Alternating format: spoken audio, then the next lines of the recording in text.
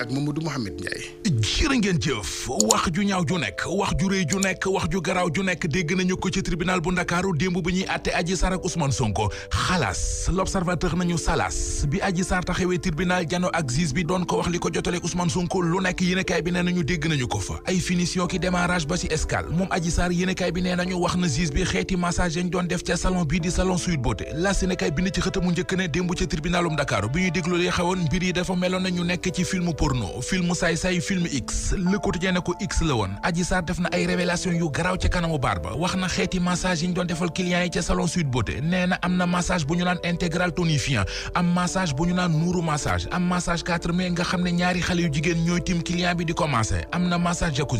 jacuzzi Adji Sarr nee na client bi day futtiku dugg ci jacuzzi bi ki koy massé moom it futtiku dugg ci jacuzzi bi amoon na fet beneen massage bu ñu naan massage savonnage mu ne boobile massage da ngay ànd ak client bi dugg ak moom ci douche bi jàppale ko mu sangu li amoon démb ci tribunal bu Ndakaaru audience érotique la ko Source A tudde yéenekaay bi nañu Adji Sarr wax na démb ni mu ne noone la ko président bu parti Pastef di Ousmane Sonko daan violé dem na bay tegal juge bi ni ko Ousmane Sonko daan sàkkoo ci ginnaaw Aïssata Ba di masseuse bu ñu woowoon démb tribunal ni ab témoin Source A nee nañu moom wax na ci kanamu baar bi ne bi Adji Sarr jëlee ndoxum Ousmane Sonko moom li mu jàppoon mooy Adji Sarr dafa bëggoon a sëriñtu Ousmane Sonko gynécologue bi di docteur Alfousseyni Gaye Source A nee nañu wax na démb ne bi mu defee ay prélèvement ci Adji Sarr gis na ca maniw Walf Quotidien nañu yëf yi taroon na démb ca tribunal bu Ndakaaru bés bi le jour ne ko tàngoon teg ci ay déballage yu saltel Adji Sarr def démb journal Life moo ko bind ci xëtamu njëkk ba dañuy wax ne Adji Sarr yeggee na juge bi ñeenti yoon yi mu ne moom la ko Ousmane Sonko violé ak bu ci nekk ak ni mu demee du ma ca mën a yegg ndax du lees mën a wax ci rajo Mbaye Télé ñett ñi séq coow li di Adji Sarr ak Ousmane Sonko Ndeye Khady Ndiaye ñoo ngi ci xët mu njëkk journalisé ko moom mi bind ne lu rëy rëy lañ doon nettali démb ca tribunal ba teg na ci di ñu wax ne Adji Sarr mi doon dàmp Ousmane Sonko nee na daa bëgg Sonko dàmpe ko ak 1 milliard 500 millions benn milliard ak genn wàll la Adji Sarr di laaj Ousmane Sonko ne dommage ak intérêt procureur de la République di Abdou Karim Diop l'observateur nee nañu wax na démb ne amul sikki sàkk ci na viol am na l'observateur gis nañ ne Ousmane Sonko fukki ati kaso mi ngi koy yot bu dee nag dañ koo teggil tuumay viol tegal ko tuumay corruption de la jeunesse procureur bi nee na bu boobaa nañu ko tëj juróomi ati kaso Ndeye Khady Ndiaye yoon ne nañu ko toppee xiirtal nit ñi ci mbon di incitation à la débauche tëj ko ci atu kaso toppee ko complicité de viol tëj ko ci juróomi ati kaso Vox Populi nañu loolee lépp benn fan ci weeru juin ca lay leer procès Sweet Beauté bi délibéré alxames 1er juin 2023 fukki ati kaso yéenekaay bi gis na ne mooy yot Ousmane Sonko enquête yéenekaay nañu procureur bi moo ne nañ ko tëj Ndeye Khady Ndiaye capitaine Touré Sidi Ahmed Mbaye ba ci gynéco bi di docteur Gaye ku ci nekk ci ñoom la nga wax démb ca kanamu baar ba mi ngi ci enquête yéenekaay mi ñu fàttali ne avocat yi doon défendre Ousmane Sonko ak avocat yi waroon a défendre Ndeye Khady Ndiaye ñoom ñëpp a gedd audience su démb bi li ñu def lii quotidien li muy laaj mooy ndax du Ndeye Khady Ndiaye ci jëmi boppam lañu saraxe Sud Quotidien nañu audience bu amul woon défense loolee moo amoon démb ca chambre criminelle bu Ndakaaru ndax ñi ñu accusé bi seeni avocat bëggee ñu rawaay procès bi tribunal da ko bañ moo waral ñu gedd génn tribunal génn ci coowal mbës mi dem ci libération des ba léegi ci waxi yoon jàpp gi ñuy jàpp nit ñi di arrestation yi journal bi nee nañu mi ngi gën di takarnaase activiste bii di Ousmane Sarr yóbbu nañu ko kaso Daouda Gueye ak compagnie ginnaaw bi ñu leen transféré ca brigade de recherche bu Kër Massar tey jii ci lañ leen war a déféré Jim Kébé bu Pastef jàpp nañu ko Mati Sarr Niang ak Modou Ndiaye bu Bambey TV ñoom am nañu seen ñetteelu retour de parquet Serigne Saliou Gueye directeur de publication bu yéenekaay bii di yor